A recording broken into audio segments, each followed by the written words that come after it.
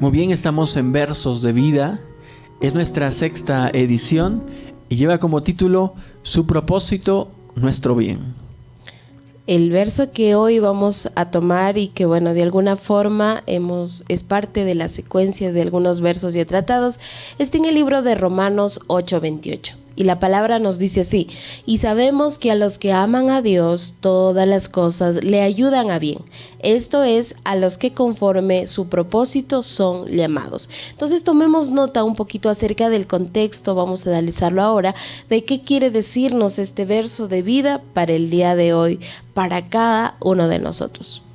Este verso fue escrita por el apóstol Pablo, probablemente desde Corinto, entre los años 56 al 58 después de Cristo. ¿A quién va dirigido? Quizá usted cuando ha leído Romanos 8:28 dice, pero ¿a quién está dirigida esta carta? ¿Y a quién, a qué hermanos, con qué objetivo? Esta carta está dirigida a la iglesia en Roma, compuesta por judíos y gentiles convertidos, muchos de ellos enfrentando persecución, rechazo social, incluso conflictos internos en la misma iglesia también.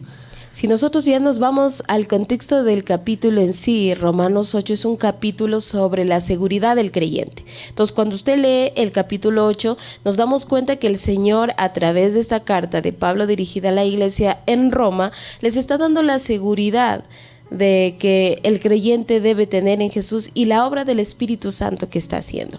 Pero si nosotros vemos también los versos anteriores, que son del 18 al 27, Pablo viene hablando de los sufrimientos presentes y de la esperanza futura de los hijos de Dios. Entonces, en este contexto se maneja el Romanos 8:28. El verso 28 es como una ancla que afirma que nada en la vida, ni dolor, ni dificultad, escapa al plan soberano de Dios para quienes le aman. Gloria a Dios. Entonces, mire, amados hermanos, quizás ustedes han escuchado este versículo, ¿no? Y sabemos que a los que aman a Dios todas las cosas le ayudan a bien. Entonces, vamos ahora a la interpretación verso a verso. La primera frase de este versículo dice sabemos. Sabemos viene de la palabra griega oidamen. No es una suposición, sino una certeza espiritual que el Señor tiene para cada uno de nosotros. Por ejemplo, esto lo apoya el libro de Salmos 138:8, que dice: Jehová cumplirá su propósito en mí. Entonces, Dios no abandona cuando empieza su obra, y su obra es segura. No solamente su posición, sino que cuando Pablo dirige esta carta, dice: sabemos, tiene certeza espiritual de la obra de Dios. La frase continúa. La frase 2 sigue diciendo: a los que aman a Dios. Hay una condición.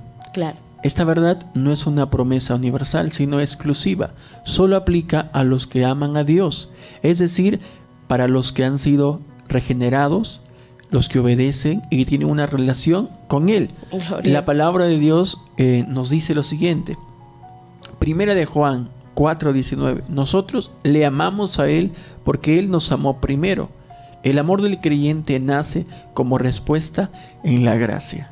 Claro, entonces quizás usted ha tomado este verso, incluso lo ha compartido con alguien que todavía no conoce el camino del Señor y vive aún en su mundo, en su pecado. Y esta palabra, como tú lo decías, tiene una condición. Él dice que a los que aman a Dios. Entonces, si usted y yo vivimos en obediencia en relación con Él, pues estaremos seguros de la promesa que va acompañada de esta condición. Pero el versículo sigue diciendo: todas las cosas. El término griego panta abarca, dice, cualquier situación, cualquier circunstancia. Puede ser dolor, gozo, pérdidas, victorias, cualquier situación que usted esté enfrentando, pero que ame a Dios, que usted vive en relación con Él. La Biblia dice que incluso lo injusto y lo doloroso se convertirá en una herramienta para el bien. Génesis, por ejemplo, 50:20 nos narra de algo que pasó con la vida de este joven. Dice: vosotros pensasteis mal contra mí, mas Dios me encaminó a bien. Entonces dio cuenta, todas las cosas, es decir, cualquier circunstancia, sea gozo, dolor, pérdidas, ganancias, todo eso, si está en el plan del Señor, ayudará para bien. Amén. Y la cuarta frase, podemos decir este versículo: les ayudan a bien. Claro. Viene de la palabra griega sinergi, que implica que Dios hace que las piezas del rompecabezas de la vida trabajen juntas para un propósito final. Vamos a también a una referencia más de la palabra de Dios. 2 Corintios 4:17, que nos dice: porque esta leve tribulación momentánea produce en nosotros un cada vez más excelente y eterno peso de gloria. Las pruebas que tienen un resultado glorioso, aunque no siempre lo veamos ahora, las circunstancias guiadas por Dios cooperan para un bien, para algo importante que más adelante nosotros vamos a entender, porque en el proceso no lo podemos entender, Flor de Lis. Claro, entonces mire cómo se van uniendo cada versículo de Romanos 8:28 para darnos una conclusión al final. El verso termina diciendo, ¿no? A los que conforme su propósito son llamados. El llamado no es solo una invitación, mire, que usted, no, ella me dio la invitación, no, sino dice que es un llamado eficaz fundado en la salvación. Cuando el Señor nos hace un llamado, no solamente lo hace quizás como una invitación general, sino esa invitación que implica ser salvos. Para Él, el Señor le importa que usted y yo seamos salvos, no importando la circunstancia que esté pasando, pero el Señor desea que seamos salvos. Por eso Efesios 1:11 corrobora diciendo: Dios hace todas las cosas según el designio de su voluntad. Él nos llamó con una voluntad perfecta que Él tiene. Como alguien decía, nada escapa de su control, nada escapa de su mano. Todo se mueve hacia el cumplimiento de ese plan. Entonces, hermanos, si usted en esta tarde está escuchando el verso de vida del día de hoy, tome nota que el Señor nos está hablando de algo muy importante. Entonces usted tiene que aprender a diferenciar que Romanos 8:28 dice lo siguiente. ¿Qué dice? Que Dios usa todas las circunstancias, incluso las dolorosas, para producir un bien eterno en la vida del creyente. Amén. También la palabra del Señor nos dice que cuando nosotros leemos Romanos, el bien que habla aquí la palabra del Señor es formar nuestro carácter a la imagen de Cristo y llevarnos a cumplir su propósito. Entonces, hermanos, si usted quizás está viendo la palabra del Señor y está leyéndolo juntamente con nosotros, Romanos sí significa esto, que Dios usará todas las circunstancias para producir un fin, pero un fin eterno, según su voluntad, y también para formar nuestro carácter, ¿no es cierto? Amén, claro que sí, estimada Flor. Pero ¿qué es lo que no dice? ¿Qué es lo que no significa? Quizá muchos leen Romanos 8:28 y dicen, no, esto no significa, hermanos. ¿Qué no significa? Que no todo en la vida será fácil o placentero. Claro, es lo que a veces buscamos, ¿no? Como decíamos en la pregunta, ¿no? Claro. Usted está apto para servir al Señor cualquiera que sea su situación, porque para eso el Señor lo llamó, para salvación, o está esperando solo lo bueno del Señor. Lo que no significa Romanos 8:28 es que todo lo malo que pasa es bueno en sí mismo. Ya lo explicamos por qué. Porque el Señor tiene al fin de todo un designio final según su voluntad. ¿Y qué más no significa Romanos? Que la promesa no es para todos. Tú decías algo muy importante. Dice que no es una promesa universal, ¿verdad? Sino que se aplica a los que... A los que le aman a Dios. A los que le aman a Dios. Entonces hay que tener en cuenta a los que le aman, a los que le obedecen, a los que viven de acuerdo a su voluntad. Entonces el Señor hará su promesa cumplida. Ahora vamos a ver cómo aplicar este versículo a nuestra vida. Cómo aplicarlo en nuestro diario vivir. Quizá leo la palabra y me dice que todo me ayuda para bien, pero ya entendí que es una promesa solamente si yo mismo también busco al Señor de una manera más íntima, más personal. Entonces vamos a aplicarlo. Primera aplicación para nuestra vida. Confianza en la soberanía de Dios. ¿Cómo es? Estimados hermanos, cuando no entiendes el por qué, recuerda que Dios sí lo entiende y lo usa para tu bien eterno. Un ejemplo, José en Egipto. En Génesis 50:20 dice la palabra: vosotros pensasteis hacerme mal, mas Dios lo encaminó a bien, para hacer lo que vemos hoy, para mantener con vida a un pueblo numeroso. Vemos acá a José vendido por sus hermanos, sufrió injusticias, pasó momentos difíciles, pero Dios usó toda esa circunstancia para salvar a su pueblo del hambre. Aunque no veas el propósito hoy, cree que Dios ya lo está obrando. Claro, esa es la confianza y la soberanía de Dios. Aunque usted diga, pero ¿por qué? ¿Por qué? ¿Por qué? Pero ya nos está hablando la palabra, que todo funciona parte de un bien eterno, no de acuerdo a lo que nosotros imaginemos. La segunda aplicación nos dice que debemos mantener nuestra obediencia como expresión de amor.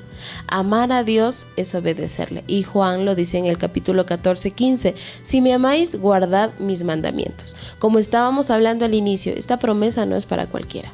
Es para aquel que le ama. Y dice que el que ama, obedece. ¿Y obedece qué? Sus mandamientos. Entonces, si no obedecemos, no podemos reclamar esta promesa que todas las cosas que nos suceden ayudará para bien. Y cierto, mira lo que dice la palabra también.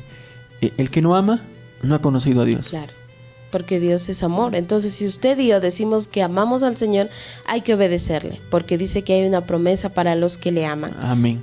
Aleluya. Vamos con el 3. Ver las pruebas como oportunidades. El objetivo de Dios no es hacernos felices, sino santos. Amén. Esto cambia como vemos las pruebas. El ejemplo, Job perdió todo, pero su prueba lo llevó a un conocimiento más profundo de Dios.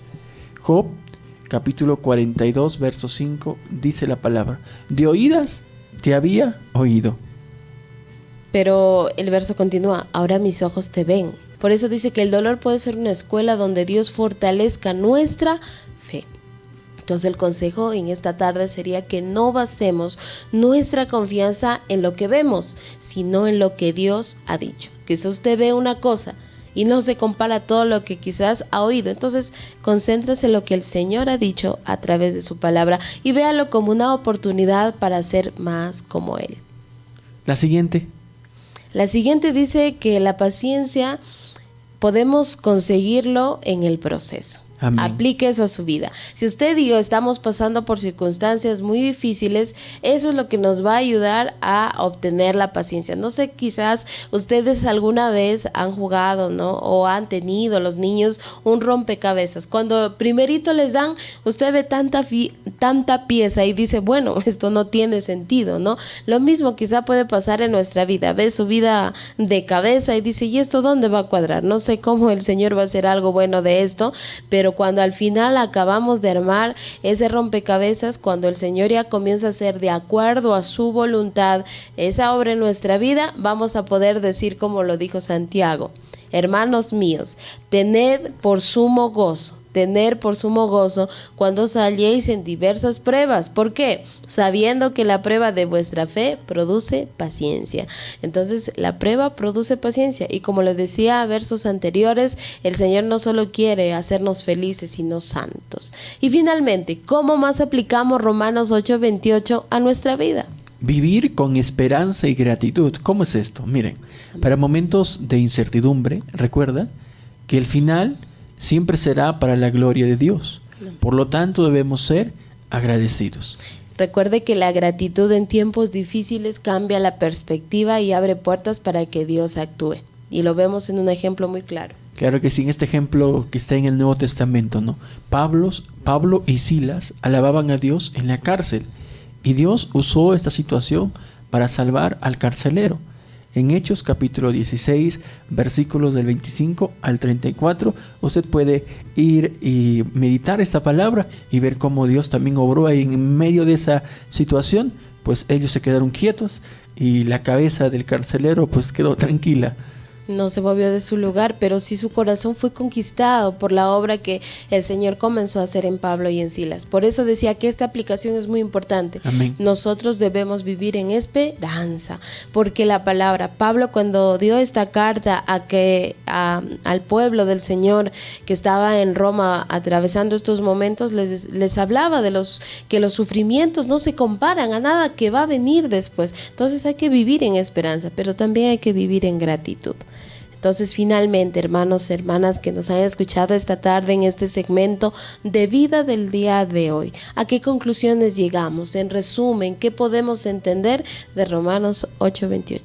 Romanos 8:28 asegura que ninguna circunstancia en la vida del creyente es inútil o sin sentido. Claro que sí. Y Dios, como un artesano perfecto, dice la palabra, que usa tanto la luz como la sombra para moldear nuestra vida y llevarnos a la meta, ¿no? ¿Y cuál es la meta? Ser semejantes a Cristo.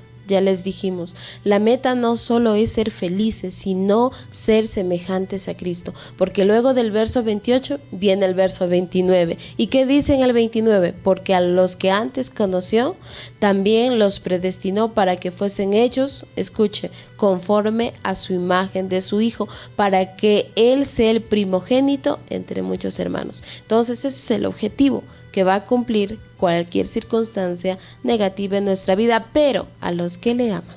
Romanos 8:28 nos invita a vivir confiados, agradecidos, enfocados en el propósito de Dios, sabiendo que incluso las circunstancias que parecen oscuras forman parte de un plan perfecto. Amén. Entonces usted apodérese de esa promesa del Señor, pero amándole, viviéndole y obedeciéndole. Si decimos que amamos al Señor, debemos guardar sus mandamientos. Y si usted le ama, la circunstancia que nos pase servirá de alguna manera de acuerdo a su voluntad. Entonces, amén.